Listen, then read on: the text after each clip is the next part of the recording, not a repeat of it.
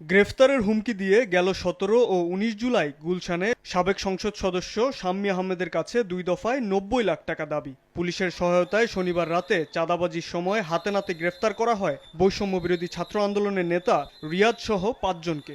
রোববার দুপুরে তাদের আদালতে তোলার সময় বিক্ষুব্ধ আইনজীবীরা চাঁদাবাজির বিরুদ্ধে স্লোগান দিতে থাকেন। তোপের মুখে পড়েন আসামিরা।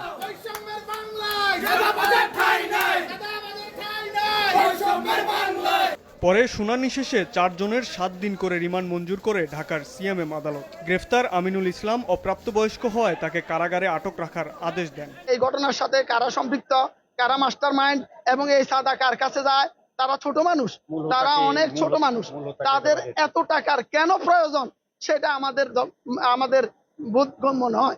তখন মাননীয় আদালত তাদের ৭ দিনের রিমান্ড মঞ্জুর করে। এ ঘটনায় শনিবার ৫ জনকে বহিষ্কার করে বৈষম্য বিরোধী ছাত্র আন্দোলনের কেন্দ্রীয় কমিটি। রোববার সন্ধ্যায় শাহবাগে জরুরি সংবাদ সম্মেলন ডেকে সংগঠনটির কেন্দ্রীয় কমিটি ছাড়া বৈষম্য বিরোধী ছাত্র আন্দোলনের সারা দেশের সব কমিটি স্থগিতের ঘোষণা দেন সভাপতি রিফাত রশিদ। বৈষম্য বিরোধী ছাত্র আন্দোলনের কেন্দ্রীয় কমিটি ব্যতীত সারা দেশের সকল কমিটির কার্যক্রম আজকে থেকে আনুষ্ঠানিকভাবে স্থগিত করা হলো।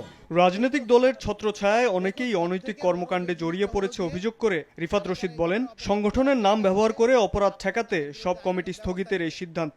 যারা বৈষম্য বিরোধী ছাত্র আন্দোলনের ব্যানারে থেকে জুলাই গণ অভ্যুত্থানের ঢাল হয়ে জুলাই গণ অভ্যুত্থানের স্পিরিট ধারক ও বাহক হিসেবে থাকার জন্য, এই গণ অভ্যুত্থানের ব্যানারকে বাঁচিয়ে রাখার জন্য, প্ল্যাটফর্মের সাথে কাজ করার জন্য যারা প্রস্তুত রয়েছেন তাদেরকে আমরা একটা কথা বলতে চাই, এখান থেকে কোনো প্রকার আপনি আর্থিক কোনো ধরনের সুবিধা বা কোনো ধরনের ক্ষমতার অপব্যবহার সুবিধা পাবেন না। সংগঠনের ব্যানার ব্যবহার করে কেউ অপকর্ম করলে আইন শৃঙ্খলা বাহিনীকে ব্যবস্থা নেওয়ার আহ্বান বৈষম্য বিরোধী ছাত্র আন্দোলনের। আপনারা আমাদেরকেও জানাবেন, আমরাও আইনের প্রতি শ্রদ্ধাশীল থেকে। শাবাব ওয়াসি, সময় সংবাদ, ঢাকা।